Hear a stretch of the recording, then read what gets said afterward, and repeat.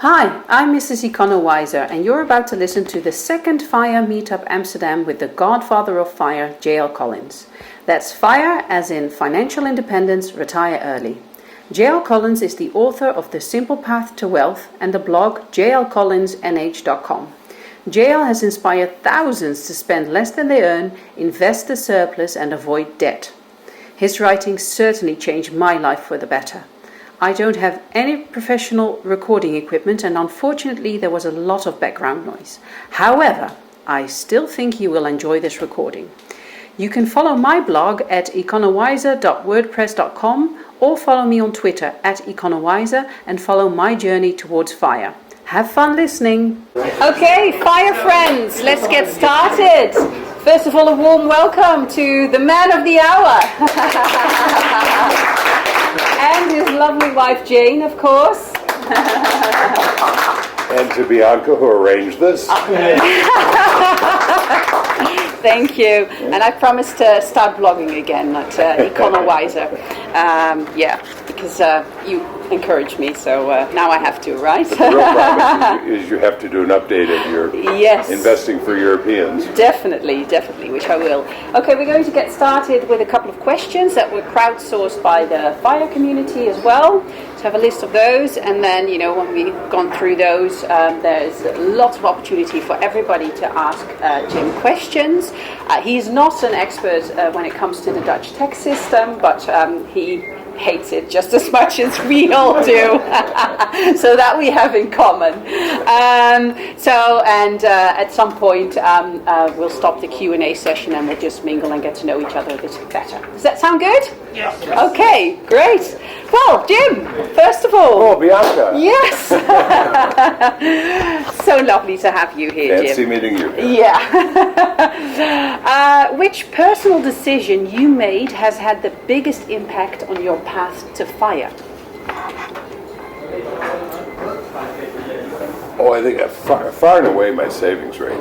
And it's an interesting thing because I'm an old guy, when I started, there was no such thing as FIRE, or at least if there was, I wasn't aware of it. And the internet didn't exist, we didn't have computers, and, we had rocks and sticks and things like that. And so I didn't know anybody else who was on this path. I didn't even know there was a path. I just knew that I wanted financial security. And so I started saving half of my income and investing it so that I would have that. And that came from some things in my childhood we can talk about if you want to. But so I think that savings rate is what made all the difference. And then when I started learning about investing, it took a long time before I discovered indexing, so I made a lot of mistakes. And it was that savings rate that allowed me to survive all of those mistakes. And even today, I would say to anybody, the single biggest thing you can do to improve your financial situation is increase your savings rate. Right. And why 50%? Why not 40? Why not 60? Why not 30? Again, there was I had no guidelines. No. It just was truly random. I just thought it made sense that if I saved half of it, I would probably be pretty well off. It didn't occur to me, but of course that has the effect of lowering your living expenses, right? So what I did is my first professional job paid $10,000 a year, and I just took $5,000 of that off the top and invested it, and then I lived on the other $5,000 as if that's, and I thought to myself, if I was working and getting paid $5,000, I'd figure out a way to live on $5,000. People do. And so that's what I did, and it didn't feel like deprivation. It just was kind of the way it was. Yeah. Yeah, but there was nothing, I can't tell you why 50%. It was kind of a random thing that felt big enough to be effective, and yet still left me the $5,000 to live on. Right. So some people might say that it takes a lot of discipline to hang on to the 50%. Where did that come from, that internal motivation? Probably fear. When I was a kid growing up, my dad was self-employed, and he was fairly successful, so he had a fairly comfortable life. But a lot of men of his generation, or like a lot of men of his generation, he was a cigarette smoker. And the insidious thing about cigarettes is not just that they ultimately kill you, but they do it very slowly. And it saps over time your life energy. And so as he got older, and the cigarettes had this cumulative effect, his ability to work diminished. And as that happened, of course, being self-employed, his income diminished and our lifestyle diminished. And he was not a saver or an investor. And so there was nothing, the income was all we had. And so I watched my family go through a situation of very comfortable circumstances to fairly uncomfortable circumstances. And I knew that I didn't want that. I knew that I wanted the security of having money. So it was probably, money to me represents security. And by extension, it represents power, right? If you have money, you have security and you have power to make, and this is the whole concept behind the idea of FU money, is you have the power to make bolder decisions than you might otherwise. Right. And so there was nothing more important to me than having that. So it was never felt like deprivation, because I was buying with my money the most important thing there was, which was my freedom. Beautiful, thank you. Which questions should somebody aspiring FIRE, like all of us, ask themselves at the start of and throughout their journey? What should we keep on asking ourselves? Well, I think it becomes I think the main question is how important is it to you? I mean, you can do a lot of things with your money, and I'm not somebody, by the way, who thinks the FIRE movement's going to take over the world. And I'm not trying with my blog. I started my blog just for information for my daughter, and she's really the only person I've ever tried to persuade to walk this path, because I do think it's a wonderful way to live your life, and it gives you lots of freedom and lots of options and what have you. But I'm not the judge that everybody should live that way. So I think the decision every individual has to make is just how important is it to them. So I'll have at our Chautauquas, which are the events we hold that people come to, frequently spouses will come along that might not be fully on board. And, they'll say things like, well, I don't want to give up this, or I don't want to give up that. And it's just a matter of what's important to you. And for me, buying my freedom, which meant buying investments, was always important. It was more important than a fancy car or a bigger house or whatever else there might be. But it's the same kind of thing if you're looking at buying a Fiat or a Mercedes, and the Fiat, I don't know what cars cost here, but if the Fiat costs 15,000 euros and the Mercedes is, what's a Mercedes, 100? 50? Yeah, 100. Yeah, so you can look at that and you say, well, if you really want the Mercedes, then, and you have 100,000 euros, then that's your choice. But understand that if you bought the Fiat, you would have 85,000 euros left over to do other things with. That's a very personal choice as to, what you want to do. So I think that's the biggest question is how important is it to you? Yeah. Because if it's important to you, then in putting the money aside and investing, it won't feel like deprivation. If it's not really important to you, then, if you have a lot of other must-have, I want to be FI, but I got to live in this neighborhood, and I got to have this kind of house, and I got to have this kind of car, and I got to have the more of those must-haves you have, unless being financially independent is at the top of that ranking, then it's probably not what you really want in your life. Beautiful, thank you. You advise your daughter to keep putting her money in the Vanguard Total Stock Market Fund, VTSAX. Right. This is the fund she already owns, and she should just keep adding to it. In which cases or trends would you advise her differently or change course? What signals should she look out for, and what would you advise her to be a crossover point to something else? I know we can't prepare for Black Swan events, and flexibility is key. Say that last part again? I know we can't prepare for Black Swan events, and flexibility is key. Right, right. So VTSAX is the total stock market index fund for the United States. So it owns every publicly traded company in the United States.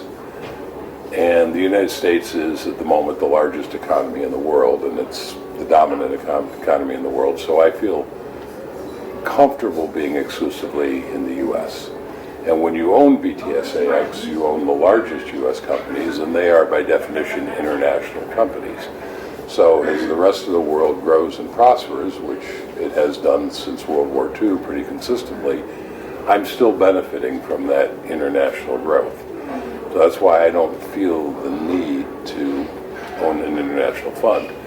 Now, if I were Dutch, or if I were European, or if I were living in any other part of the world, I would probably own a world fund. I don't think I'm comfortable owning an exclusively U.S.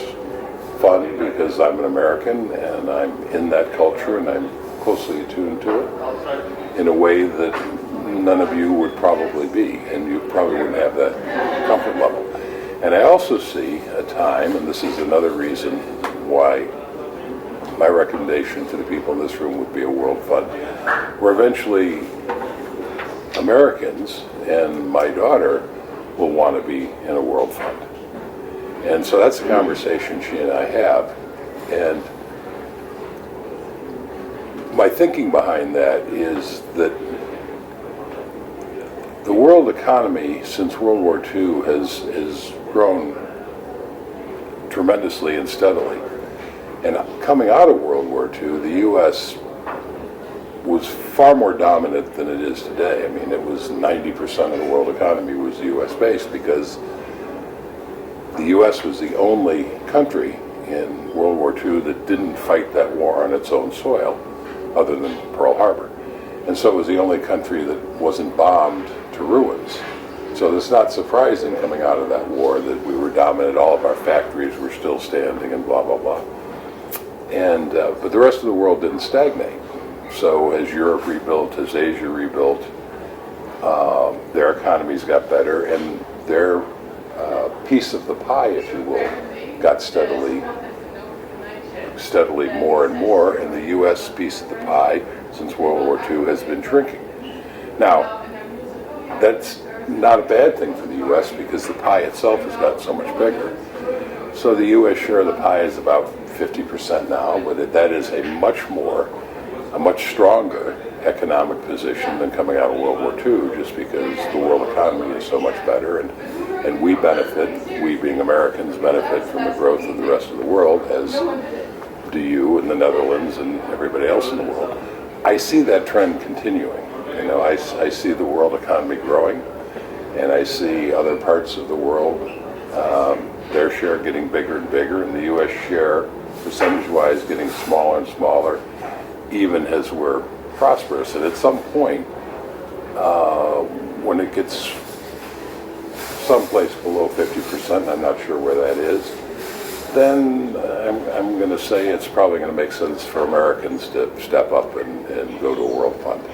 And there are Americans who have done that already, and they won't get any pushback from me. It's just a matter of they see the time has come now, and I still see the time as being out of ways. And performance-wise, that's worked out well over the last couple of decades. The U.S. has outperformed the rest of the world. But at some point, and I say that probably not my lifetime, the way I see it, but for my daughter, it's the conversation we have, and it's the one thing I tell her she does need to pay attention to, because at some point that's a shift she'll probably want to make. So, but for the people in this room, my recommendation is just go there now, and you don't have to worry about it. Right, okay. Recently, Vanguard has indicated that they expect returns for the stock market over the next decade to be lower compared to the past couple of decades, about 5% annualized return instead of 8%. What is your view on this statement, and would you adjust your investment strategy if the stock market returns would drop considerably?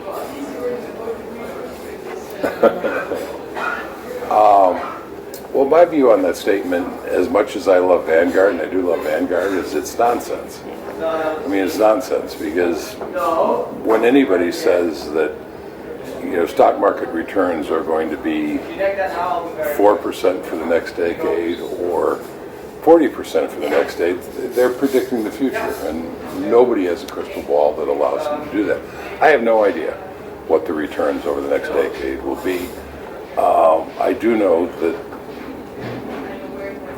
there's just no way you can predict that. Now, they will come up with models and reasons that are very well thought out, and there are people out there who are predicting a much more robust return, and they have their own models and predictions and logic behind it. But you're playing a game that is unwinnable, because there's no way you can know the future. Jack Bogle, who started Vanguard, who created index funds, who's unfortunately passed away earlier this year, but is the closest thing I have to a personal hero, is on the record of saying this. And as much as I love Jack Bogle, it's just, he can't predict the future any more than anybody else. I also point out that I first started hearing that 3 years ago, and the market has been incredible over the last 3 years. So if 3 years ago you were saying it was going to be a 4% a year decade, well, the next 7 years better be pretty awful for you to have your prediction come true. So predicting the future, it's a risky business. It is, definitely. The other thing I will say about that, by the way, is that at any given moment of time in the financial world, there are people predicting anything and everything that could possibly happen. So the next decade will unfold however it unfolds, and there will be somebody who will have predicted it. And of course, they will claim that they have predictive powers, and that too is nonsense. It just means they happen to be the person that got lucky. You would not, when you read about somebody who wins, you guys have a lottery here? Yeah, so when you read about somebody who wins the lottery, you don't sit back and say suddenly, that person knows how to pick lottery tickets. Right? No, you instantly say that person got really lucky winning a very random event. Well, it's the same thing when you hear somebody successfully predicted what the market was going to do. You're seeing a lottery winner. You're seeing just somebody is predicting every possible outcome, just like somebody's buying every combination of lottery numbers. So somebody's going to win, but that doesn't mean that they have predictive abilities. Right. Yeah. So we've already talked about our Dutch tax system, but we still have the question. The Dutch have to deal with a different kind of income and wealth tax system compared to Americans, unfortunately. What course of action would you advise the Dutch on their way to fire while dealing with things like capital gains tax, wealth tax? Yeah, that's a hard question for me. I have a very rudimentary understanding of your tax system to begin with, mainly due to the education Bianca and some other people that I've had conversations with in the couple of weeks we've been in the country. So I don't have any real specific advice. All you can do is understand to the best of your ability the system that you do live under and what the laws and regulations are, and use those to your best advantage. I have a Dutch friend here who's I've had a couple of conversations with. He's a cardiologist, so he's very well paid. So he's paying a lot of taxes. He's at a very high rate.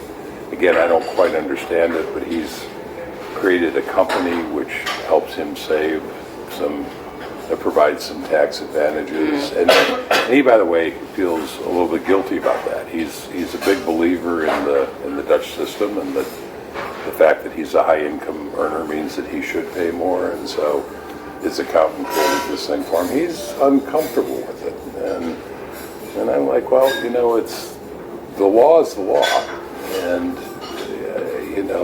if I think you should understand the law as best you can and take advantage of it. In the U.S., I did some volunteer work doing income taxes for low-income people. And so they could have, because the U.S. tax system, like most tax systems, is pretty complex. And so it was a free service. They didn't have to go pay several $100s to have somebody figure out their taxes. And as part of that, the IRS, the Internal Revenue Service, which is the taxing authority in the U.S., if you volunteered to do this, you went through their training course, and which was very good. And I'm actually fairly impressed with the IRS in the U.S. that takes our incredibly complex tax system and actually is able to make it fairly rational for the people who have to deal with it. But in any event, as they took you through the training, what was striking to me is their goal is not to extract as much money as possible from every taxpayer. Their goal is that every tax return is accurate and that it precisely follows the law. And that means that the taxpayer pays every dollar they owe. But it also means, and they emphasize this, that as the preparer, it's your obligation to make sure that taxpayer gets every break, every benefit, every credit, every deduction that they're legally entitled to. So when I talk to my Dutch friend, it's like, that's what you're doing. You're looking at the Dutch system, or your accountant is, and if you think you want to pay more money, then donate more money, which he also does. But understand what the tax system is, and legally pay what you owe, but don't feel obligated to pay more than what the law requires. And if the law has certain steps you can take that reduce your tax burden, there's nothing, in my view, wrong with that. I think those exist for a reason. Okay.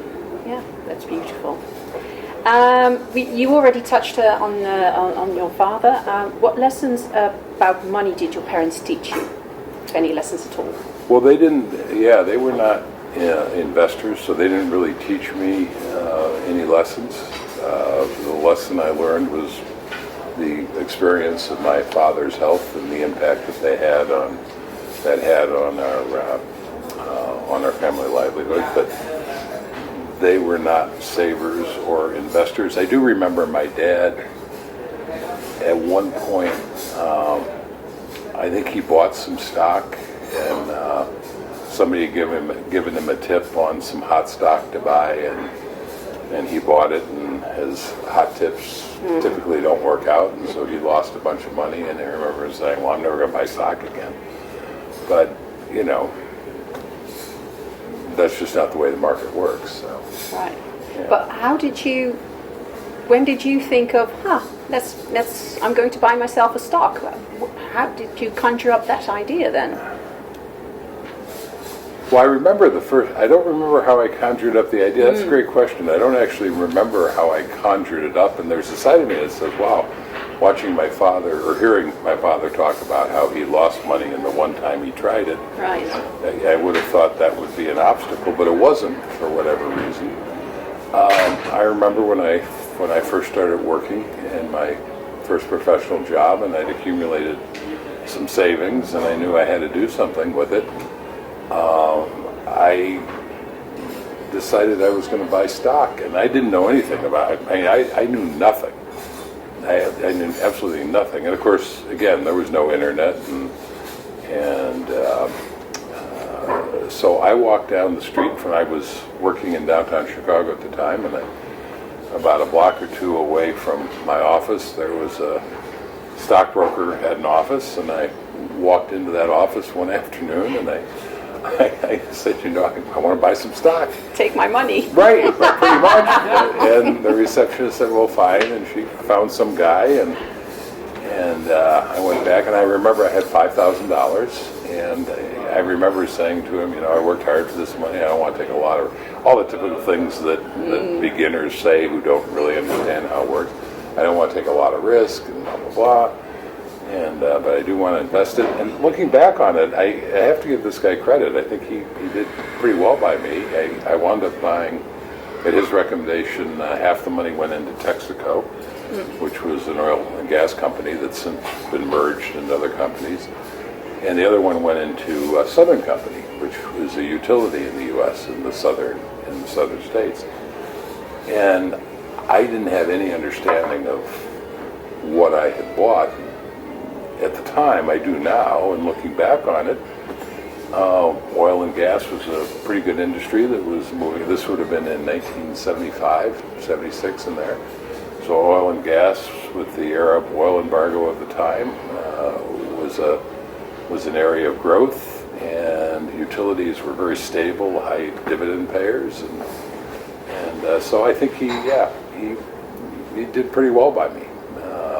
Unfortunately, because I didn't really understand why I owned them, the moment they went up a little bit, I sold them. Because I thought, wow, I made some money, so I sold. So I didn't really, I should have, if I'd held on to those two to today, it would have worked out fine. Right. What did you do with the first dividend payout? I don't remember. Yeah, that's testing my memory too much. I don't remember.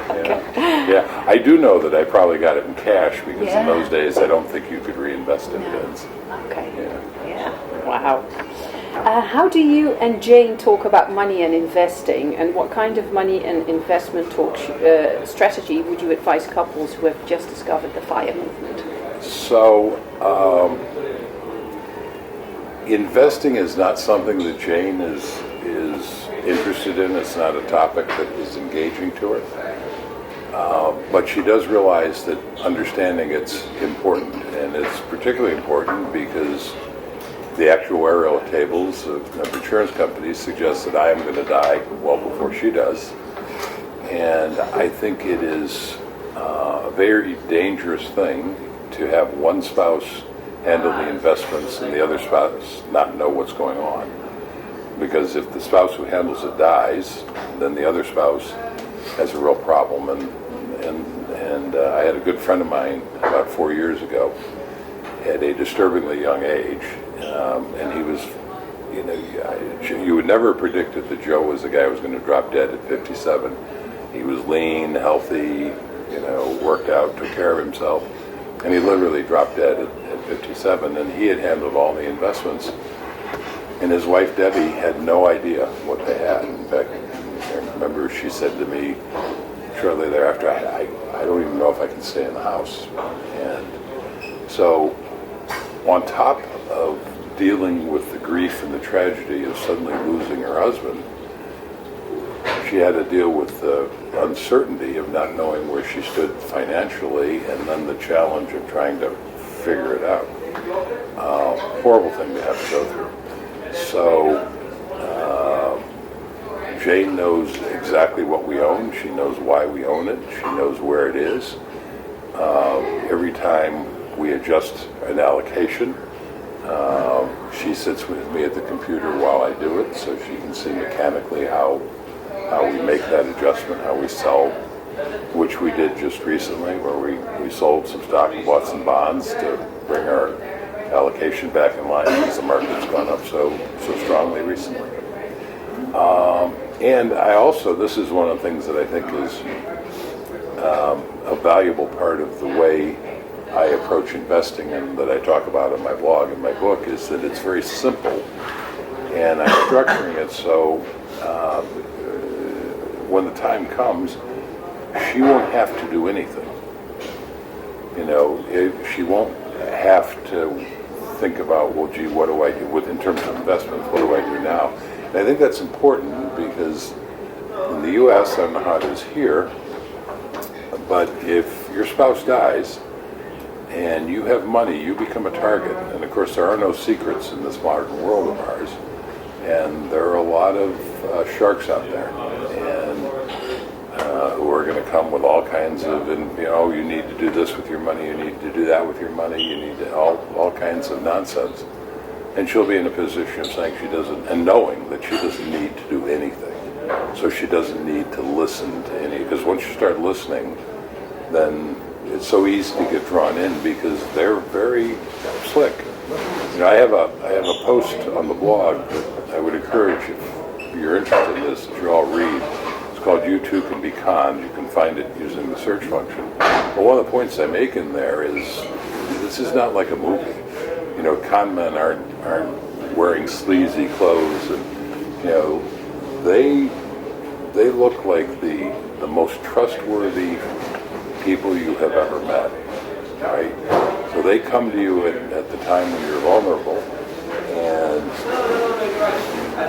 they will appear to be the most trustworthy, honest people that you could possibly imagine at a time where you are vulnerable and you really want that. And so I think it's,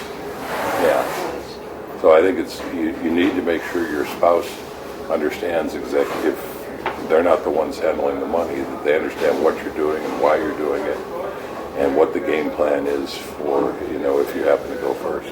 Right, and this is also why you don't dabble in individual stocks anymore, right? You said so last week, Yeah, so that's, I have as I like to say, I have the disease. I mean, I like this stuff. I like stocks, and even when I discovered indexing for a long time, I would still fool around with individual stocks just because I like it.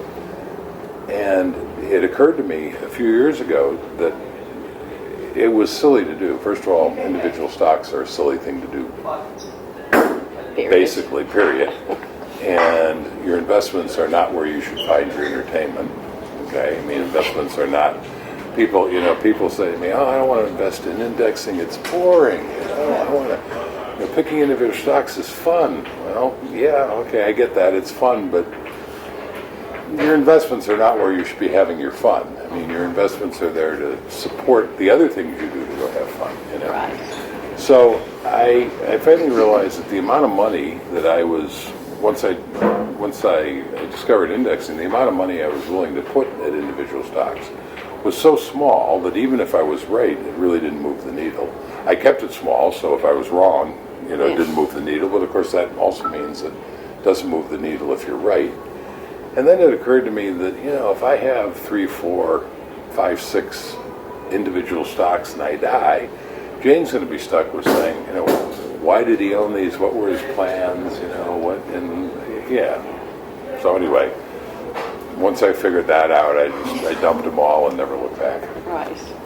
Do you still have like a play with like a portfolio that's online that without real money? You have that as well, or because without real money, it's right, there's no point. Yeah. Okay. I used to play poker, and unless, at least for me, unless the stakes were high enough to be attractive if I won and hurt if I lost, I couldn't focus on the game. Right. So when people would want to play for pennies, it's it's not a fun game at that point. Okay.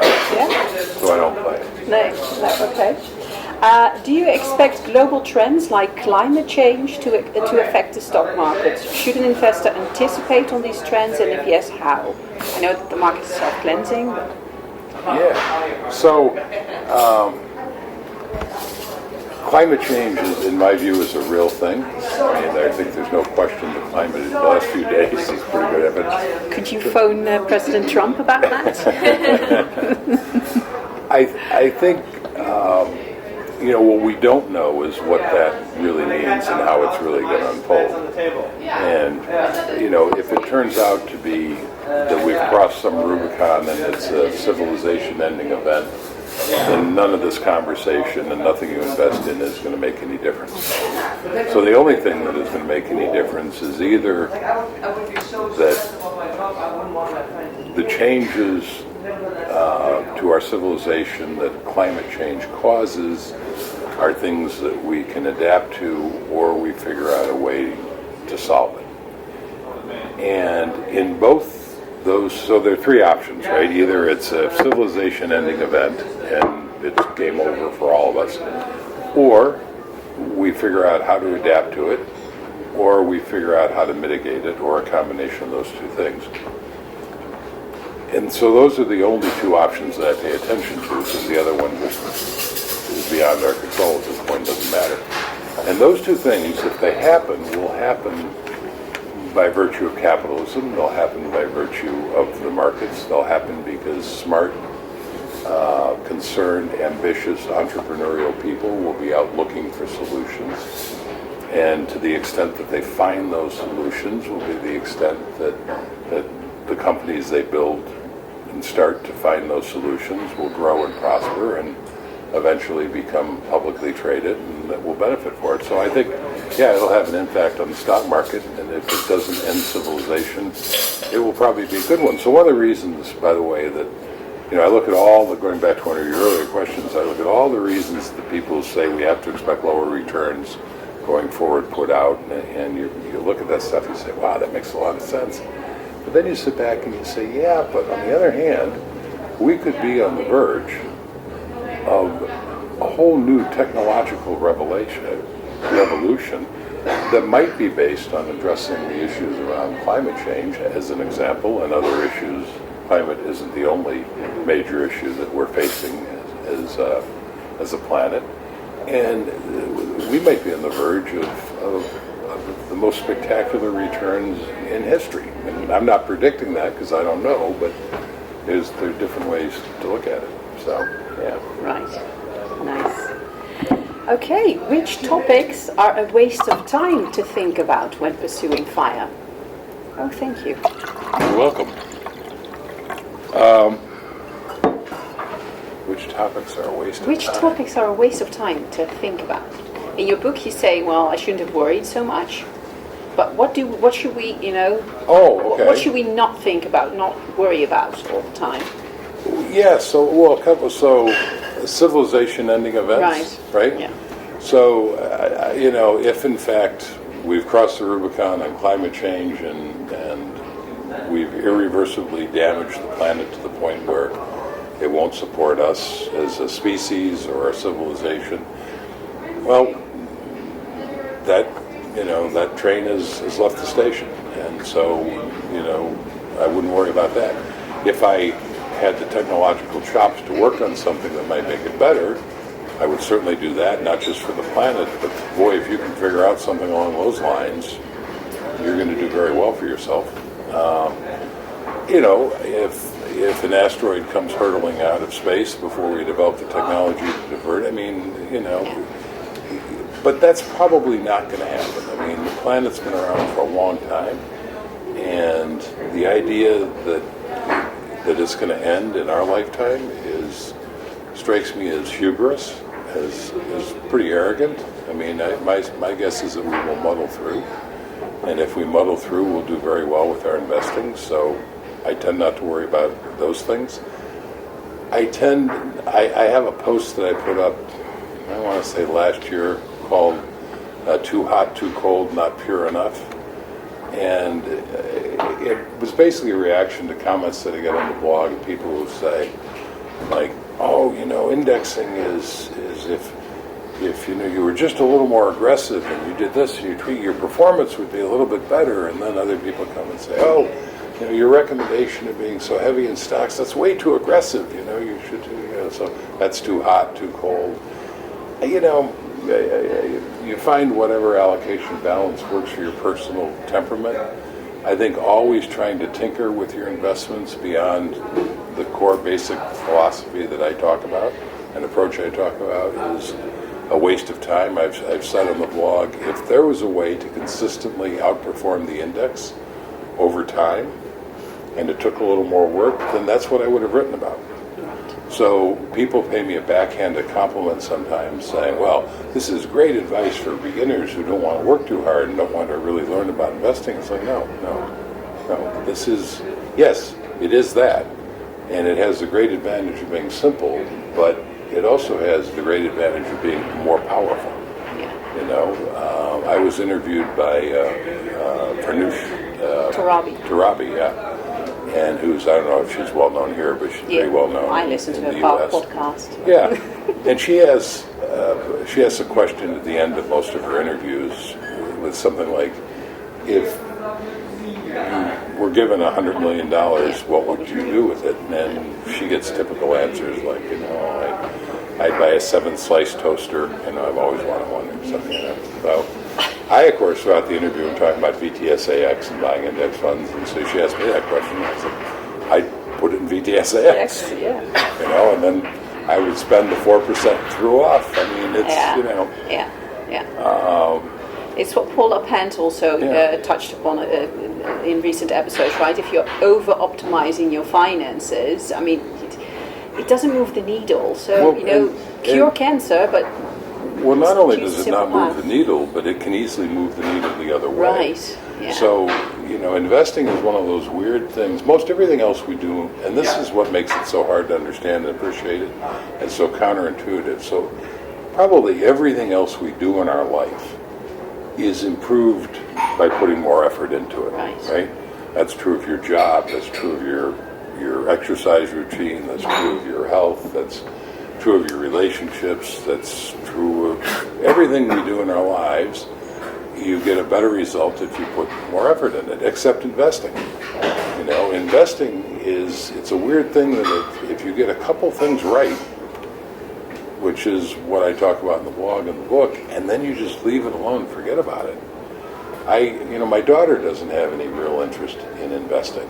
And in a way, that's a superpower, because she now understands, she's embraced what I talk about. She knows to invest in the index fund and to put as much money in and otherwise she doesn't pay, because she doesn't care, she doesn't pay any attention. And so when the market takes one of its periodic dives, she's probably not even going to notice, because she's off busy living her life and doing other things. And that's the great irony of investing. Fidelity, I don't know if this is an urban legend or if this is true, but it's great either way.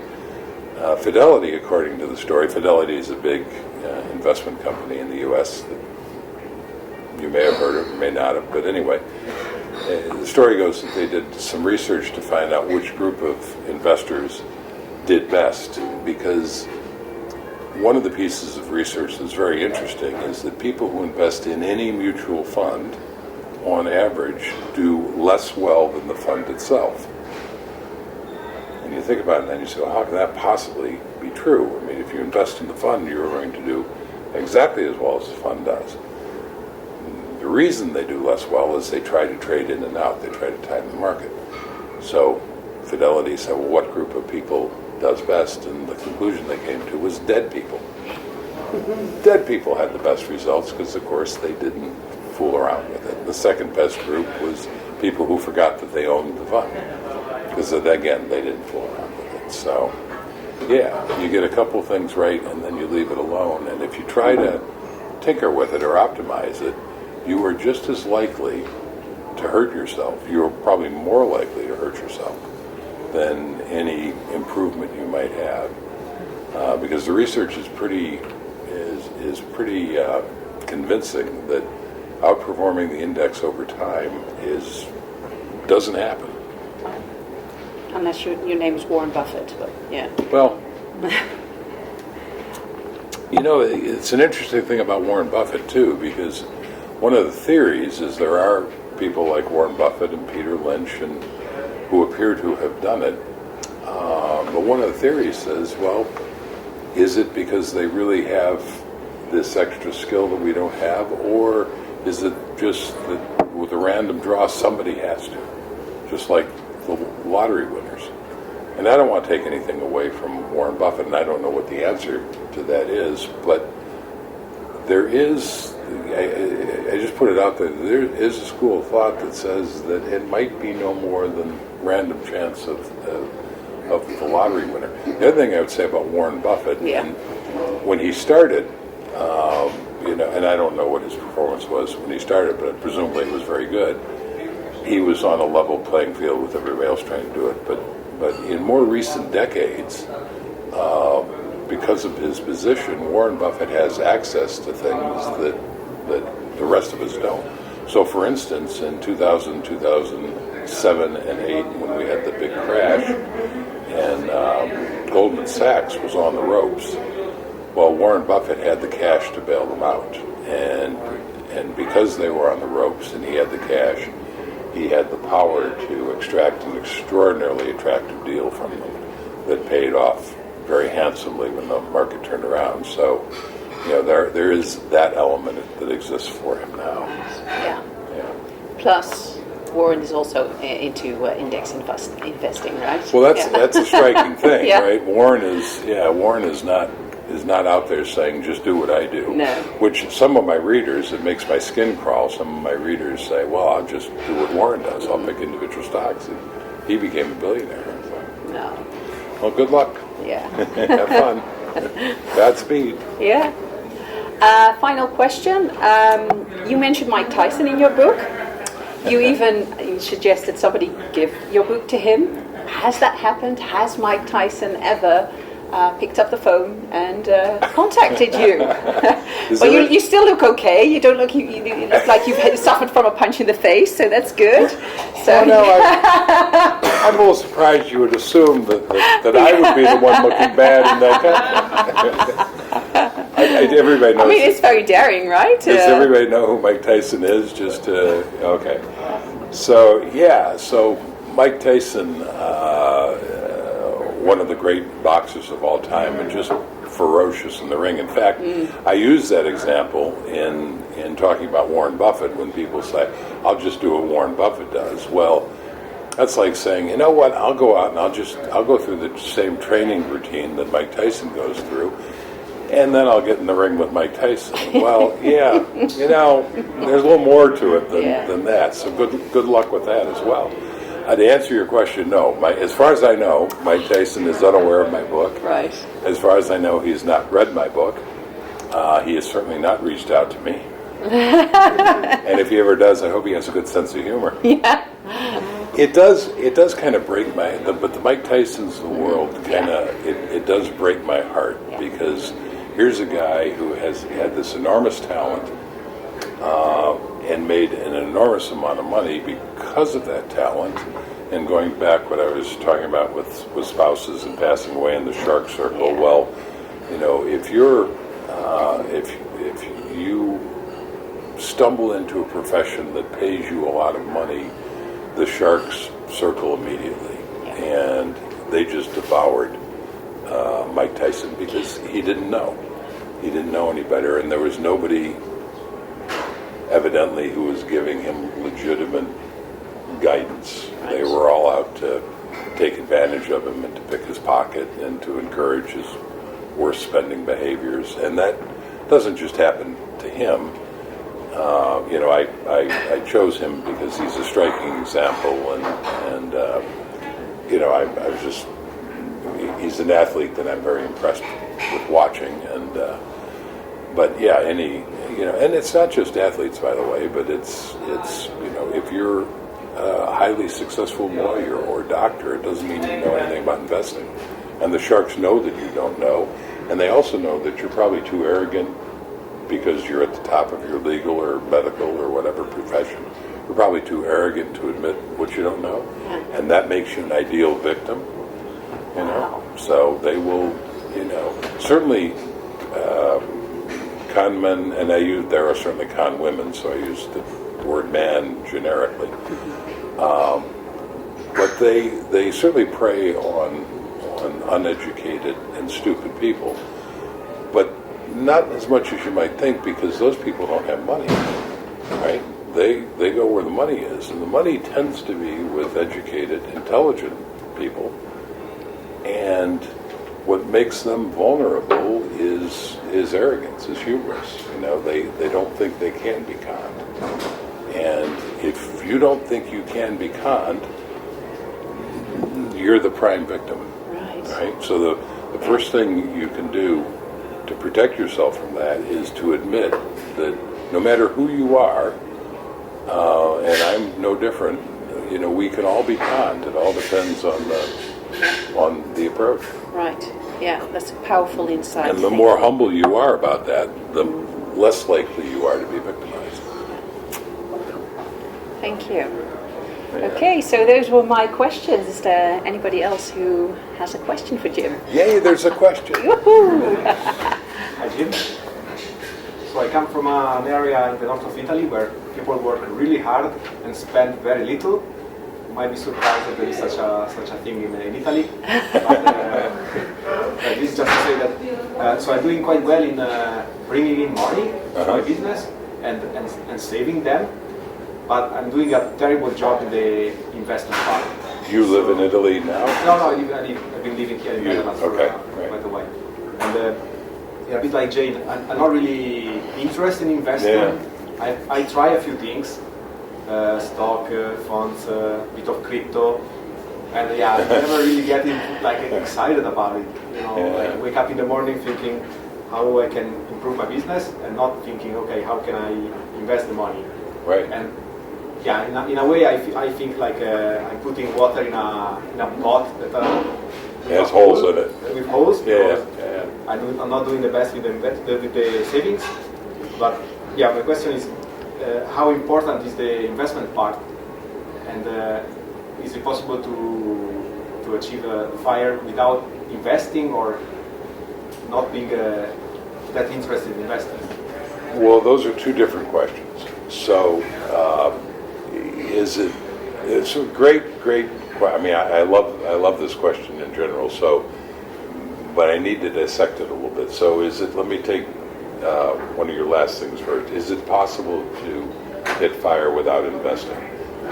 Yeah, it is possible. It would mean saving a lot of money in a bank or in a money market fund that, of course, in this day and age doesn't pay hardly any interest. So one of the holes, using your analogy, one of the holes you would have there is inflation. So your money, while the raw amount would presumably stay the same, you wouldn't be earning enough to outpace inflation. So you've always got to be adding more money. So it would be a harder, longer path to get there without investing. Investing allows you to get there faster because stocks provide, over time, much stronger returns than holding cash. You, in many ways, are exactly who I have in mind when I'm writing, because you're exactly like my daughter. And my daughter is who I write everything for. And what I mean by that is you're somebody who is successful, who knows this is important, but who's really not interested in it. You want to focus on building your business. My daughter wants to focus on her business interests and her job and the passions in her life. And as I said, I think earlier, in a way, that's a superpower, because that lack of interest will mean that you're not going to be tempted, and she's not going to be tempted to tinker with it. Right? You're not going to be tempted to dance in and out of the market because you're not going to care enough. Warren Buffett, said at some point, looking at the last century, the market in the U.S. started at 66 and it ended at 14,500. He says, how does anybody lose money in a situation like that? And he answers his own question by saying they try to dance in and out. So the advantage that you and my daughter Jessica have is that lack of interest means that you're probably not going to do it. But you do need to get a couple basic things right. And that's what index funds are for, is they're simple and you don't have to think about them a lot. You get a stock index fund, and depending on your tolerance for volatility, not risk, because long term, stocks are actually less risky than cash, but they are much more volatile. So you add bonds, and then you just keep putting money into those things and forget about it for the next few decades until you look at it. Jack Bogle was fond of saying, if you do that, don't even open your statements, and then in a couple of decades look at it and have a cardiologist standing by, because you'll be shocked at how much money you've accumulated. So yes, investing is important. You need to figure out a couple of simple things and put those in motion, and then just keep adding and forget about it. And in many ways, you will outperform the vast majority of people that obsess about it and think about it and study it and worry about it. If you just get those basic things right. And you're exactly what I write for. So if you go to my blog and you read the stock series, or you pick up my book, which is a little more concise, and it makes sense to you, there you go. But you're who I write for. The people who, because I write about investing, a lot of people who comment on the blog, and I have no way of knowing percentage-wise, who falls into what category, but I seem to attract a lot of people who are really into this stuff, and they always want to tinker with it, and it's like, that's not going anywhere. But in my mind, you're the kind of guy I'm writing for, because you're like my daughter. You have better things to do with your time than mess around with it. But you recognize that it's important. Does that help at all? Or? Yeah, that's all.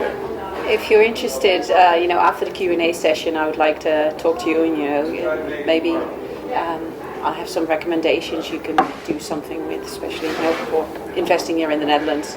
And read my guest post, which I'm going to update. Yeah. Pressure is mounting. Thank you. I don't even know if it needs to be updated. But No, I don't know either. I don't know either. So read through. Maybe it doesn't need to be updated. I will. Yeah. So, but it was great. It's gotten a great response to the blog.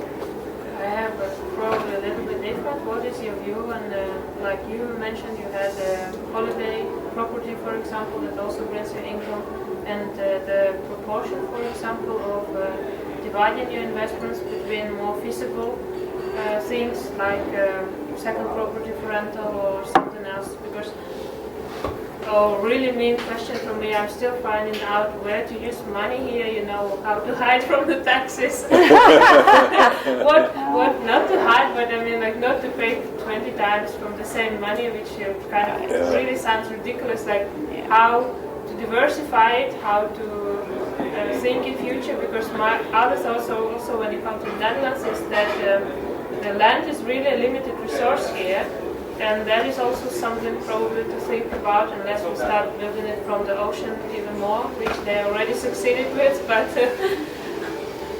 the things that are limited, and I don't know, gold, silver, any other things if you ever thought about. My Dutch cardiologist friend, his name is Sam, is just bought a house, and he and I had dinner the other night. He was talking about his house. He said, I'm really having second thoughts about this because if this global warming thing continues and sea level rises, this country is going to be underwater. Yeah. And so I don't know if that. So I didn't buy the vacation home as an investment. I have a compulsion to optimize everything in my life.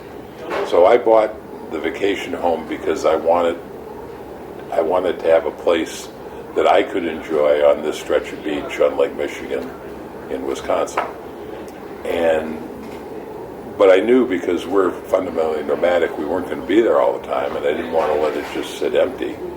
So my original plan was to close it up in the winter, because winters are very harsh in Wisconsin, to rent it in the summer because that's when you get the highest amount of money for it, and then enjoy it in the spring and fall, and then travel in the summer as we are now, and in the winter, and avoid winter. And so once I had it, then I started looking into how do I make it an income property so it will pay for itself. But I didn't buy it as a way to make money. Does that make sense? I mean, I bought it as something I wanted. In your case, yes. Yeah. I don't know what the tax law, how the tax laws in the Netherlands treat property, whether it's your own home or rental property, and it could be advantageous or not advantageous. I'm not qualified to speak to that. As for gold and silver and precious metals, which you mentioned, I was just reading, somebody sent me an article about the debt burdens that countries are taking on and the implications that has for the future. And of course, one of the big implications is that currencies will become essentially worth less and less, maybe even worthless. And gold has been a store of value for 5,000 years, 10,000 years. My problem with it is it just sits there. It doesn't earn anything. My vacation house can earn money. My investments earn money. So I've never been able to bring myself to own gold or anything else where it's just sitting there, or art, or collectible cars, or it's just sitting there and you're hoping that at some point in the future somebody will be willing to pay you more for it than you paid. But that's me. And of course, if you were into art or into cars, then that would be, you'd have a dual reason to own it, the enjoyment of having it. And I don't think I know that there's great enjoyment in owning gold, so obviously one reason. But do you have anything to say about the whole property thing? I'm sorry, I'm a 100% invest in stocks girl. I don't want to dabble in rental properties. I don't want the hassle of the renters. Renters in the Netherlands have lots and lots of rights. It's very difficult to throw somebody out of a house. I have actually been a person myself who was in a rental property and somebody wanted to kick me out and they had to pay me a lot of money in order to kick me out. So I know, You've been on the I've been on the other side. You've been on the good side. Yeah, I've been on the good side, yeah. So, but that's me. I know that there's a blog out there, geenbaanmeer.nl. And he's financially independent, and his income, his passive income, I think half. I don't know how much of it, but he lives off rental properties. That's how much I know. I haven't met him personally yet. So you might want to check that out. He has a meetup in September in Utrecht somewhere, so you might want to check that out. And that's How all. about taxes? Taxes. Yeah. Does the government provide tax benefits to landlords? Yeah, they do, but I'm not qualified to say anything about that. Sorry? On your main property. Yes, yeah, on your Your residential main one house. being the one you live Yeah. in, right? Yeah, so we pay interest. So let's say you have a mortgage and it's 4% interest, and if you're in the higher tax bracket, you get 50% return. So 4% a year. 8,000, you get 4,000 return to you. Really? So that's your residential, but that's just your residential property. So all other properties, that will change. It will change, next yeah. couple of years. Yes. So you get less and less because they change the tax system. right? Yes, it used to be 52%. Now it's at 50.5 or something, and it's going to go down to 37%, unfortunately. That's just built into the law. Yeah, but for rental properties, it is really difficult. And if you have your primary house, if you have a mortgage on it, the bank also you have a contract with your bank, and they tell you can't rent it out because you're under contract with them. Right. So you might even face penalties if you do that. So You're speaking about like normal houses where you can live the whole year round. And now yes, you're speaking your about residential property. holiday houses where you also rent like week by week or something Right, like yeah. this time now. You could Like buy around Beluga, around any place around the sea or whatever where there also you can go and buy actually use cash. We're not involved in any bank or whatever. Right, yeah, you could do that. You could rent out a holiday then I home. think the rent and taxes there should be completely different from the ones that the normal house and that you're allowed to have the whole year round. Yeah, but I do believe that rental income is not taxed, but I'm not quite sure. Is it taxed in the Netherlands? Correct. It's not taxed, right? Okay, yeah. So that's yeah. So that already So that's good. That's good. There it is. There it is. You pay the value of the house as a wealth tax. Yeah, yeah. So I agree with you. It's probably difficult if you only want to buy one house for rental. It is not interesting, and it will be probably even in minus for you in the end. With all the problems that you can occur, and then you should think about buying several properties already if you want to live. But to have the house that you can enjoy yourself probably out of the season, and in the season when everyone has vacation, rented out. Because those you have seen some, at least in the Netherlands, are saying that you can earn 4-6% on that stable, and sometimes higher, whatever, depending on how open you are to open it for the whole season or not. Yeah, but you want to talk to people who actually own those things. That is very difficult. We have a lady that has all the properties like a swallow, Right. She will never talk with us. Right. Anyone around, it's very difficult to get anyone, even on the general basis, to speak with you and say like, okay, help us. Tell us at least on the general basis what are the rules, what are the things. We don't ask you to tell us your model or anything. Just tell us like because for me it's very difficult to read in Dutch also, you know, and I see that half a year has passed, it's approaching, what to do, just running around. Because there are these costs as well. If it's worth if it's worth 200,000 every single year, you need to pay taxes on that as well, and you know, maintenance and everything. And then you have these people who won't pay your rent and whatever. So you want to find, maybe there's a Reddit specifically, you know, about rental properties in the Netherlands. I don't know. All I know is that there are even some pension funds who let go of rental properties now because, you know, it's tricky. Yeah, but I think that is more for the whole year. I think it's a little bit easier if it is summer vacation house or something that you are not given for the whole year or not contract based or. Right. Well, that probably eliminates the problem of getting rid of renters because they're all short term. Yeah. But I know in the U.S. there are a lot of communities, including the one where we have our house, that don't like short-term rentals, and they're trying to make it very difficult. In the town where ours is, we're in the state of Wisconsin, and Wisconsin passed a law that makes it illegal for a local community to ban short-term rentals.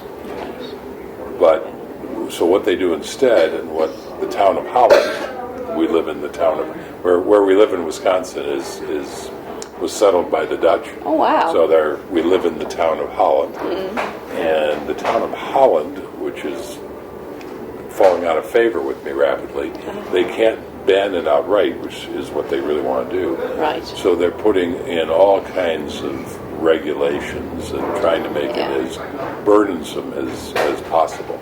And at some point, and there's now property owners have banded together and filed a lawsuit against these regulations, and who knows where that will settle out. But they might very well be successful in convincing me that it's more trouble than it's worth. Right.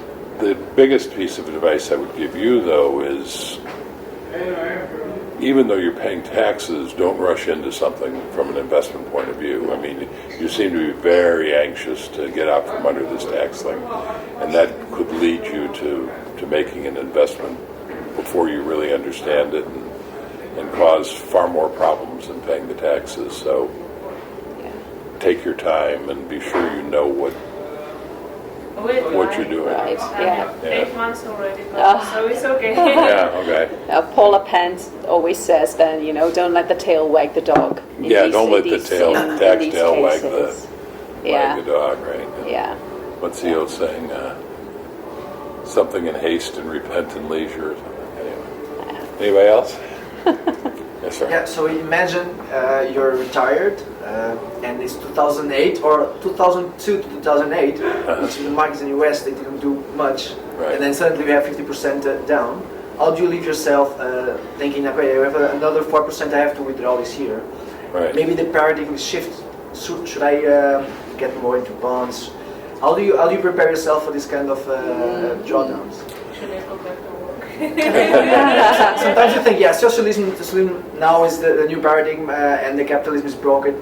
It could happen, right? We never know. What could happen? It's just the countries become more socialist instead of capitalism, and then your investment will return less than what you think in the future. Well, that does seem to be a trend. There is one of the interesting things, and I'll get to your original question. One of the interesting things in the U.S., of course, we have Donald Trump, and there's a lot of pushback against Donald Trump, and I don't know which way the election is going to go, but the Democrats, which are the opposing party, are putting forward a lot of very far left socialist candidates who might not otherwise have gotten any traction in the U.S., but will get traction because Trump is so repulsive to a large number of people. But in any event, so socialism has the potential to be on the rise in the U.S. in the way that it's always been gradually happening in my lifetime, but it has the potential of taking a big step forward directly as a reaction to Donald Trump. But in any event, so what you're really talking about is how effective is the 4% rule in bad times. And the important thing to understand about the 4% rule is it's actually very conservative. It says that you're going to have a mix of stocks and bonds, and you're going to withdraw 4% every year, and every year you're going to adjust that to account for inflation, so you have the same spending power that you did before. That's a very high bar, actually, to ask your investments to meet. This idea of the 4% rule came out of a thing called the Trinity Study. And the Trinity Study, I don't believe they ever coined the term 4% rule. I think there was some journalist who came up with that who looked at it. Trinity Study just looked at 30 different 30-year periods, actual periods, beginning back in 1965 or something, and said, well, okay, looking at those actual 30-year periods, what happened with different allocations, everything from 100% stocks to 100% bonds and in between. So what happened with different allocations, what happened if you withdrew different percentages, and I think they went from 2 to 10% annual withdrawal rates. And then they said, what happens if you took those percentages and you didn't adjust for inflation, and then what happened if you did? And they presented all of this data. And in my stock series, I have a blog post about the 4% rule where I reproduce some of the charts, and I've done the same thing in my book. But the charts are really interesting to look at because 4% I think was zeroed in on because 96% of the time it survived a 30-year period. So your money would have lasted. Twice, which came out to 4% of the time, it failed, so you would have run out of money. So a time like what you're describing in the 2000s. And of course the study hasn't been done from those start points because we haven't had 30 years out. Nobody's done the study. I cringe at the term rule because that implies that you can take 4% a year adjusted for inflation and then forget about it and let it ride and not worry about it. When I've written about it, I said that's the last thing you want to do for two reasons. One is occasionally, and it's pretty rare, you're going to run out of money, and that can be really ugly because it's going to happen when you're older and maybe you have less options in place. But the other one is that most of the time withdrawing 4% and adjusting for inflation not only worked, but in a spectacular fashion where you wound up with far more money than you would have dreamed. Well, you don't want to not notice that either because that's money that you could have enjoyed along the way. So I have said in my writings that you need to pay very close attention for both those reasons. And if you see the market going against you, obviously you want to adjust something. Now, whether you spend less, whether you get a part-time job, whatever you do, you're going to have to make some kind of adjustment, just like if you go to your office on Monday and they say, we love you, we love your work, but we have hard times and we've got to cut your salary by 25%.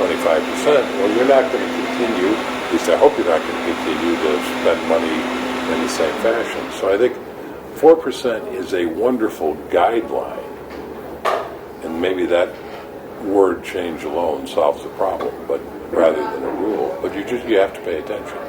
So yeah, if you retired in 2001 and you were just at 4% and you needed every penny, then that was you probably had some hard times and some adjustments you have to make.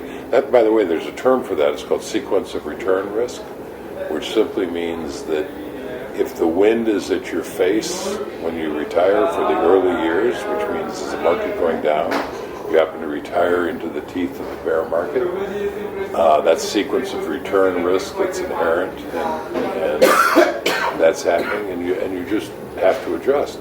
Now, some people say, well, you should 4%'s the wrong number. You should only take 3% or 2% or what have you to account for that risk. Well, you can do that if you're willing to continue to work longer, to accumulate enough money to allow you to have the money you want and need, at only a 2 or a 3% withdrawal. And that's the balance you have to make. When we first started living on our portfolio, I was withdrawing 5.5%, because our daughter was in college, and college in the U.S. is very expensive. And I was aware of the fact that I had the wind at my back, the market was moving up strongly, and I was aware of the fact that this was a temporary thing. She wasn't going to be in college forever. But I was paying very, very close attention to the market, and had it turned on me, it didn't, so that was fine. Had it turned on me, then I would have made adjustments. So. Can I just add a quick? Christy Shen, she has just published a book, "Quit Like a Millionaire." It's brilliant, and you're also friends, right? Yes. And she suggests, actually, for the first 5 years of early retirement, she suggests a cash cushion and a yield shield. So it's worth checking that out. Something like 2 years on a bond or money market. Yeah. A huge cash cushion and a yield shield, as in high dividend yield investment vehicles. But I'm not quite sure which ones. Yeah. So, and then after 5 years, you got through the first 5 years, and then you can start being that's another thing you can do. You can start being a little more comfortable with it. Yeah. Next question. I've started taking action to work towards FIRE since 3 months now, and I've made some structural changes. So it means investing quite a lot of our income. And one thing I couldn't have imagined a year ago was getting rid of one car and driving 30,000 kilometers less in a year. And it makes some impact. And I really love having extra time in the train and not having to plan around traffic jams. So I don't see that I will regret, for example, that decision. But how much have you been struggling with enjoying your time now versus increasing your savings rate? Because you can really be heuristic about it and start saving more and more, but then you might miss out on some nice things like holidays for you. That's important. So, Christy also talks about this in her book, and I'm probably not the best person to answer that question, because you're in a position of having to roll your lifestyle back to free up money to invest, right? I was never in that position because out of the gate, I knew I wanted money to invest.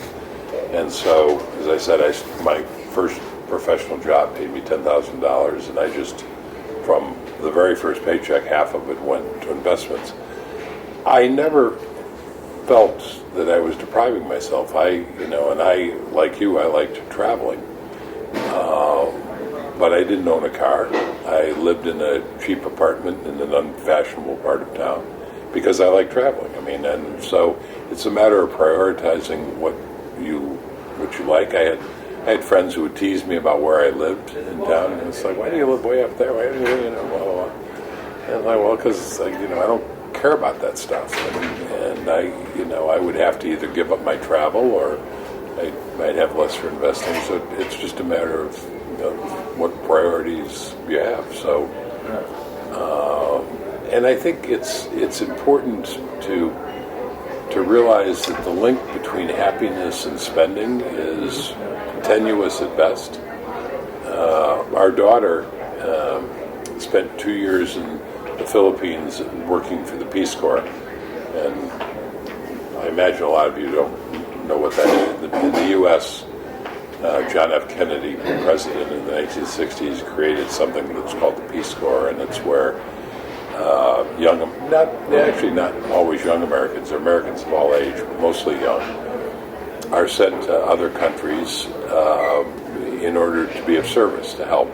So she was on a small island in a very rural part of the Philippines, and you're required to learn the local language, and you are given a stipend to live on that allows you to live just as local people live, and they tend to be sent to very poor communities. And so she spent 2 years living in this very poor community in the Philippines, and and she grew up in pretty comfortable circumstances because of her mother and myself, but living in the Philippines, she was surrounded by people who had very little materially, and they were still living happy lives. They were still having a good time and enjoying themselves. We went to visit, and we went to hang out at the house with the family where she was staying, and they brought out a music. We had a great time. I mean, so yeah, I would caution against making the connection between spending money and needing to spend money to be happy and missing out if you don't. There are other elements to happiness, and then you just choose where you want to spend your money. I must say that's also really a part I like about taking part to FIRE, is that you really become aware of what adds value. And sometimes, of course, if you like having worked with a friend, you have to spend some money on the food, but I have no problems with it at all because I know I really enjoy it. So yeah, it's a journey which you create a lot of awareness. It's about intentional living. That's really what this is all about. Taking little decisions. And becoming aware of the consequences of decisions you take. So I really like the car, but the consequences I couldn't accept it anymore. So. Wow. That's a good step. Yeah. Well done, you. Hey. Yeah. Hey. We're in the FIRE path as well since a couple of years, and we decided to start with real estate because we knew how to predict it. At least we know how much cash flow we can have out of it. And you need to get talking. But, we have a connection made. And we know at least that if we repeat the operation that we did now, we needed to do it twice or 3 times, then we become financially independent. And now, when we're looking into investment, how can you and how do you include it in this journey when we're talking about decades, not looking at it for some time and unpredictability as well? So when you say investments, you're talking about like stocks and index funds. So I think if I'm understanding your question correctly, it's how do you deal with the volatility, the unpredictability of stock returns? That's the plan. Okay. We're now going for index fund. Right. How can we include that in the plan if we're saying we're not looking at it, we're just letting it do its return? How can we include that in the plan? How can you include it? Because you can't really predict emotionally or practically? In terms of return and numbers, how can we say, like for apartments, we say if we do that 2 times more or 3 times more, now we know that we are financially independent. How can we do that with stocks and bonds or index funds? Well, if you use the 4% guideline, you know that there's 4% of whatever you hold is you can withdraw and safely spend. The idea is 4% of that. So if you looked at your stock and bond portfolio and it were to make the math easy, €1 million, then you would know it was capable of throwing off about 40,000, with sequence of return risk taken into account.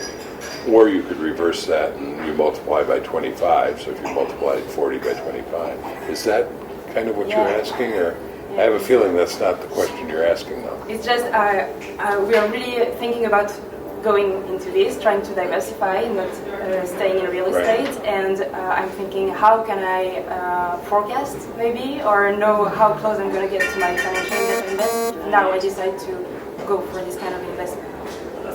The problem you have is that you feel in control if you invest in real estate, and you are you think maybe that you are able to forecast what you're going to earn, and passively investing feels very insecure. Well, what I learned from Paula Pand is that investing in real estate is going to get you there faster.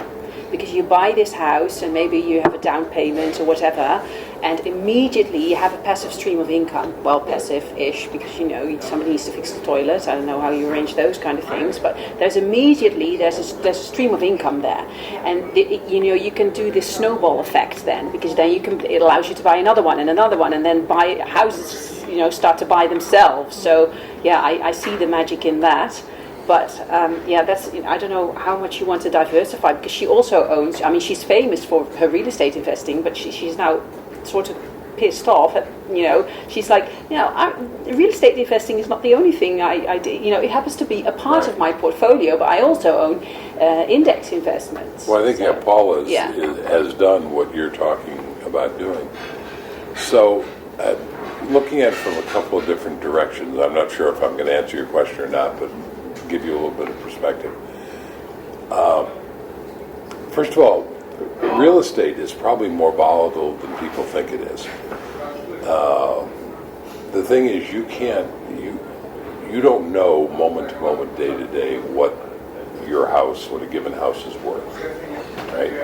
In the way that you can know what a given stock or a given fund is worth. At the end of each day, I can go and look and see precisely what VTSAX is worth. I can't do that with my vacation house as an example. I don't really know. Now, what I do know intellectually is the vacation house is probably just as volatile. I mean, what I could get for it today is probably not the same as it was last month, and it'd be different. And it might be higher, it might be lower month to month. I'm hoping that over time it will be higher. 10 years from now it'll be from here to here, just like with the fund. And I think that's a fairly reasonable assumption, short of Black Swan events. So I think that the idea of stability in real estate is a bit of an illusion, simply because there's no mechanism to see the volatility as cleanly and accurately. So that's one point I'd leave you with. Another point, and you alluded to this, is real estate is not just an investment. It's a hybrid between being an investment and a job. Right? So it takes some of your effort, and I think Paula talks about that. Index investing, as we're talking about this gentleman here, he's on his phone, not paying attention right now. But sorry, I didn't mean to call you out. But one of the things I was saying to him is the beauty of it is with index investing, he can focus on his business. He doesn't have to pay attention to it. If he were investing in real estate, he does have to pay attention to it. So he's going to look at comparing. If the two of you were to look at your results, right, you wouldn't look legitimately just at his index results versus your real estate results.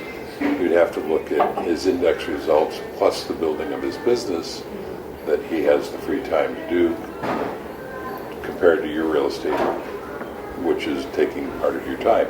That might be one of the reasons that you want to begin transitioning out of it or expanding beyond it. And I think if you're taking your cash flow from your real estate and you're flowing it into index funds as an example, that's a beautiful transition to make. And then you don't really have to worry about the volatility. In fact, the volatility of the market will now work in your advantage, because whenever it drops, you're still flowing that money in, just like anybody with a job who's investing, just like me when I was saving 50%. I welcomed drops in the market, because then the money I was putting in, I got to buy the stuff on sale. So I frequently say, especially young people just beginning, the best thing in the world that could happen to you is a major crash that drove prices down, because you're beginning. So as you flow that money in, you'll add to your real estate an asset that doesn't require your time, and you'll be buying it regardless of how that volatility is, and if anything it works in your favor. I don't know, is that at all useful? Yeah, very. Okay. Yeah. Thank you. Yeah. Yes, sir. So in your book you talk about this idea that if you're young, you can probably bear with volatility, and just like you said now, actually welcome it. Right. And you might want to be very aggressive in terms of allocation, stocks to bonds. Right. You even recommend going 100% stocks, which I think makes total sense in early investing careers, so to say. But in the context of financial independence, where we have people looking at an accumulation phase of, let's say, 5 to 15, 20 years, which is pretty fast. How do you look at that allocation along that period? So, for example, we talked about sequence of return risk. So by the time you retire, you probably want a large portion of bonds. But let's say you accumulate for 10 years. How do you look at that? Do you stay 100% in stocks for almost as long as you can, and then make a transition, I don't know, the last 3-4 years? Or do you do it gradually? Do you do it gradually? Do you do it in one go right when you retire? I find that to be, because of the short nature of the accumulation phase, I find that quite difficult. So that's a great question. It kind of depends on, I don't think there's a hard and fast answer. It depends on your temperament. What I did is I just did it all at once. I kept fully invested stocks, and then until I retired, and then I added bonds to the mix. That's obviously carries more risk with it, but it allowed me. Temperamentally, I am more concerned about losing opportunity than incurring a loss.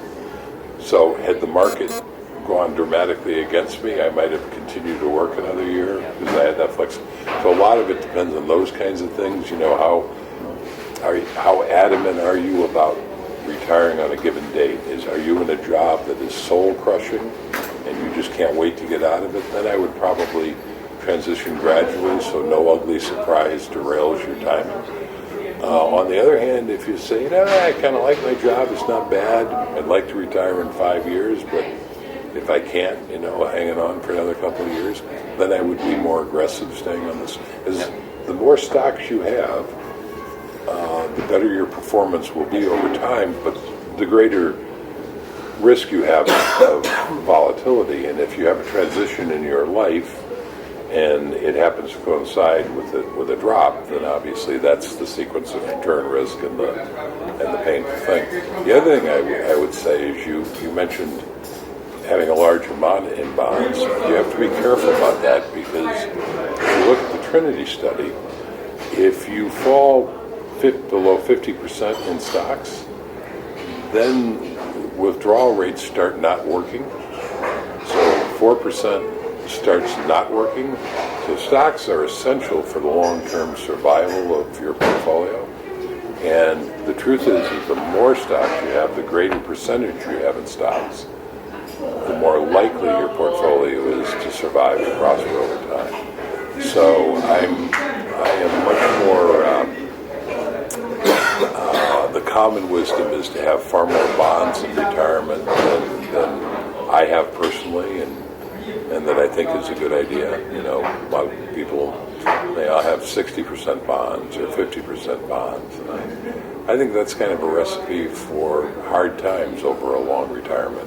So especially for a young retiree, I would tilt much more towards a heavier stock allocation. The other thing is, if you retire at a very young age, you might find that you wind up going back into the workforce. So you might go back and forth between retirement, and then you'll want to adjust your allocation accordingly. So let's say you retire at 35, and at 40 you start a business that begins to make money, or somebody offers you a job that's attractive. Well, then you can readjust it back. And I think for a lot of people, young people on this path, that'll be a common thing. They will go in and out of retirement. We no longer live on our portfolio. We did initially, as I met when my daughter was in college, but the last 3 years the blog started to make money, and the book came out in 2016, and that's making money. And so suddenly, and to my great surprise, we're in a position where I don't draw on the portfolio at all anymore. So, it's a nice problem to have, but you don't know what the future holds. It's unanticipated. Have you reallocated the amount of bonds you hold because of that income? Or have you left it more or less the same? So that's a great question. So first of all, understanding that I was already aggressive, I'm pretty aggressive on the stock side, so 80% stocks, 20% bonds. So far, I've left it alone. The thought occurs to me that I really should probably go back to 100% stocks. The reason I haven't is because the income feels insecure to me. So I look at the blog income, for instance, and it comes from a couple of sources that could go away tomorrow. I mean, as I'm sitting here talking to you, personal capital, which is a nice source of income for me, could be sending out an email saying we're going to do away with our affiliate program. And there goes a big chunk of my income. Tough and Needle, which is my core advertiser, could be sending me an email saying, hey, it's been a nice ride, but we don't want to do this anymore. So that income feels very insecure to me, and would be more work than I'm probably willing to do to replace it. The royalties from the book have been a huge surprise, because when I launched the book in spring of 2016, I put a lot of work into launching it, and it launched very nicely and sold well, and then it drifted down, which is what I expected. And I launched it in June, and then I expected it to spike for Christmas, which it did. And then I just expected it to drift down to nothing. And in 2017, it was on that trajectory, and then about in the middle of the year, it started going back up, and it's been steadily, I assume from word of mouth, sales are actually on the book now better, stronger than they've ever been. But I don't know how long that's going to last. It still feels very unreal to me, so that's why I haven't made that transition just yet. Yeah. Thanks. But I probably should have 3 years ago, actually. Too bad you didn't ask me that question 3 years ago. Where were you when I needed you? Yeah, you. Yeah. I think I read you saying somewhere that you should keep a very small amount of cash and invest the rest. Am I correct? Pretty much. Yeah. Okay. I'm self-employed for a couple of years already. Yeah. And you always get your taxes way past the end of the year. You never know how much income you get through the year. So what I did every time my clients paid me, I set aside 50% because I never knew how much I needed in the end. Yeah. That money was on the bank. In cash. In cash, just getting some dust on it for a long time. Last year, only, end of November, I started investing heavily because it was a waste of my money leaving it in the bank. The thing now is that I'm not very sure about how much cash I should leave there, because it feels, I'm kind of insecure because you always need a little cash, but right. What, in sizes of percentages or any, what would you recommend? Well, you certainly need cash to pay your taxes. Of course, yeah. So in the U.S., the IRS, our taxing agency, takes care of that for you, because if you're self-employed, as I am now too, with this little business, they don't let you wait until the end of the year to pay them. You have to pay quarterly. You have to pay what's called estimated quarterly taxes. So I don't have to do what you're doing, because I have to give the IRS their money each quarter. So I have to make sure I have enough cash in the bank and it's set up as a certain, you do a calculation at the beginning of the year and then they just pull it out. But if I'm understanding you correctly, the Dutch government doesn't do that. Yeah, well, in the beginning they didn't, and then after a couple of years they know how much money you make. And now approximately, and then they tax you beforehand. In February you get a calculation, and then afterwards they recalculate it, and then you still have to pay it. But you have to pay it at the time. Again. Yeah. And again. It doesn't surprise me, because governments don't they don't want to wait for the money. Not anymore. If they're pretty confident that you're going to make it, they want their cut up front. Yeah. So but the good news on that is that reduces your need to accumulate cash for a big tax bill at the end of the year. That's a really personal kind of question. It depends on your cash flow, too. So, right now my cash flow with the blog and the book is pretty good. I don't think it's going to disappear. Well, as I said, with the blog, big chunks of it could disappear automatically. The book isn't going to suddenly not sell at all. So I think I will see it gradually diminish, so I'll have time to adjust it. So right now I really feel very little need to hold much cash.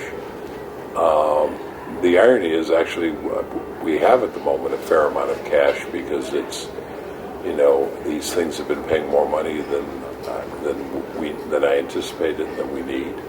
So it's just, and we're traveling now. So, when I get back to the States, I'll have to kind of figure that out. So. Yeah, but it's a really personal decision. Depends on your cash flow. If your cash flow is very uneven, then you might want to keep a few months worth of income or expenses to balance out a dry period. But yeah, every bit of cash you hold back is a drag on your long-term performance. That's the balancing act. But on the other hand, every bit of cash you hold back smooths the ride, right? It makes things less volatile. So there's no everything has its trade-off and its price. So the more bonds you have, the smoother the ride, but the lower the performance.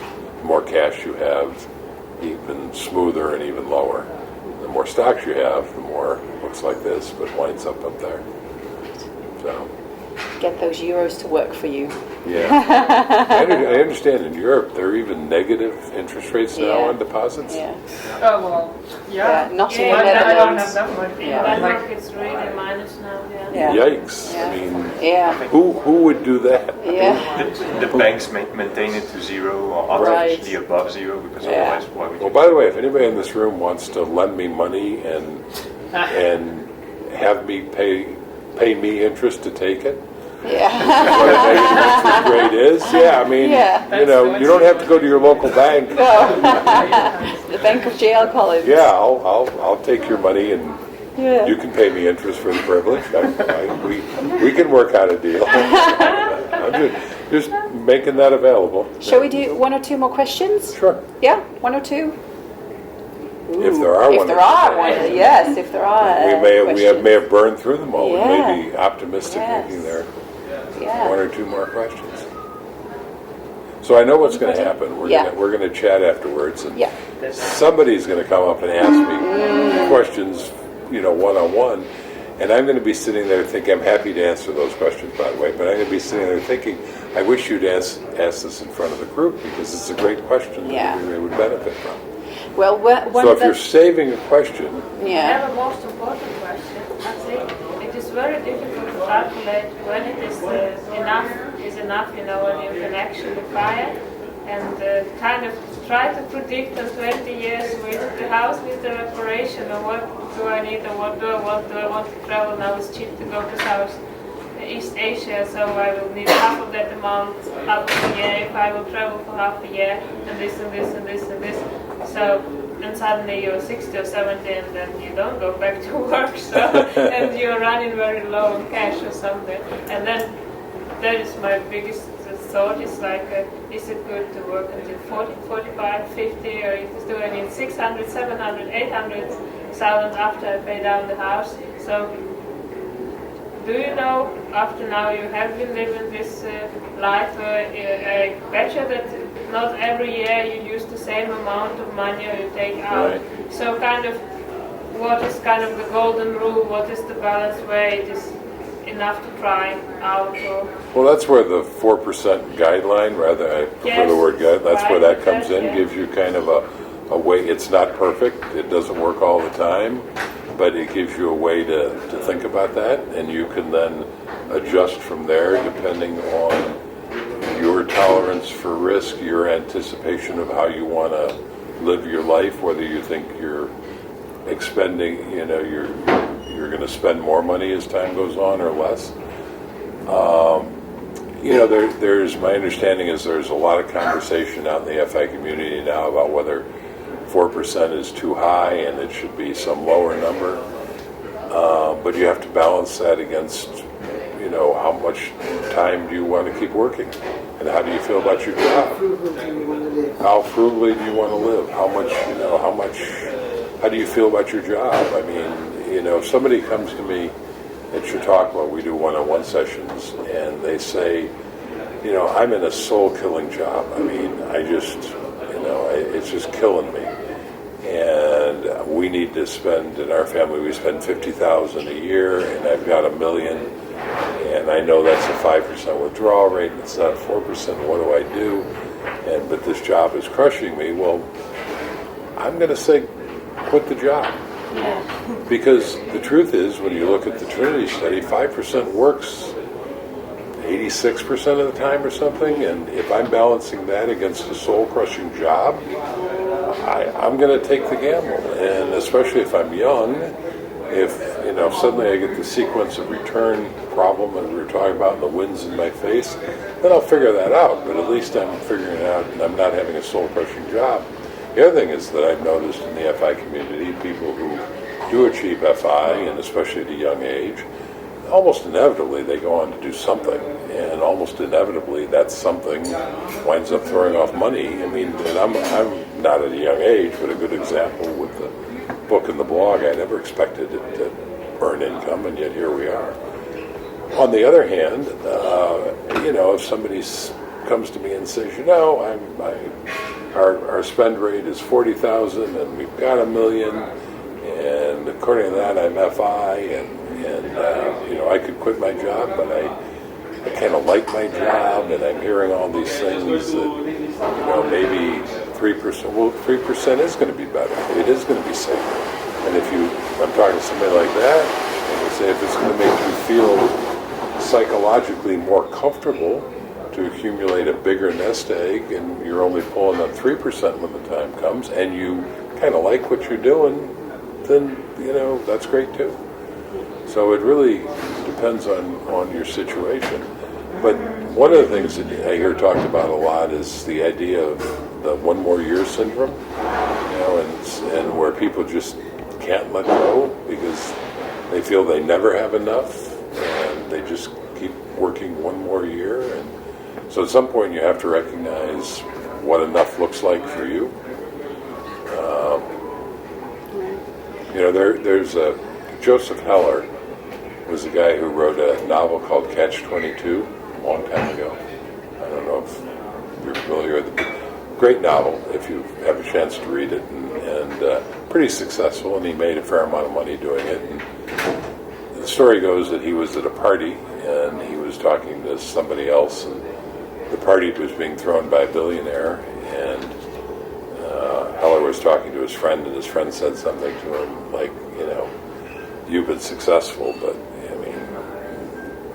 what your book has earned is nothing compared to what this guy has. And Heller evidently responded, well, I have something he will never have. I have enough. And so it's important to recognize what enough is. And also, if you don't risk anything, you risk even more. Well, right. You risk your life. Yeah. Right. Yeah, if you keep working year after year, especially at something you don't enjoy, to create a little more security against something that might happen, well, you're trading your life. Yeah. And that seems to me to be a much bigger risk. Maybe kind of related to the topic of retirement.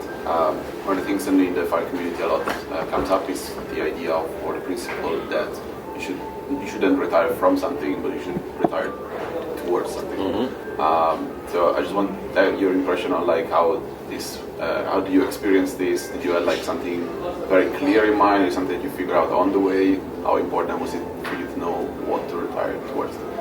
That's a great question. So first of all, I absolutely agree with the concept of, not just retiring from something, but retiring to something, knowing what you're going to do. And having said that, that's not what I did. When I quit my last, so I actually am not an early retiree. I don't know how much you guys know of my story, but I liked working. So, and most of the time when I was on the way to becoming financially independent, I didn't even know that was a thing. In fact, I never heard that term until after I started my blog, which was only in 2011. But I wanted to have FU money. I'd heard that term in a novel I read, and that just meant that I could step away from any job whenever I wanted, and I did that frequently in my career for anywhere from 3 months to 5 years was the longest.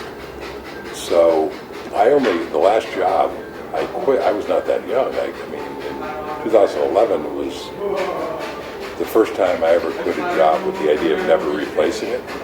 Every other time, it was always like a sabbatical.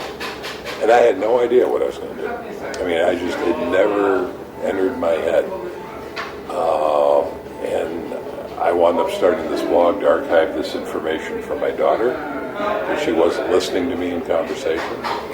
And then it grew into, I developed an audience, which I never even realized you could do. And then I wound up with an international audience, and I created Chautauquas, and then I wrote a book, and suddenly it's given me probably the best decade of my life, with really no planning, which is not what I recommend.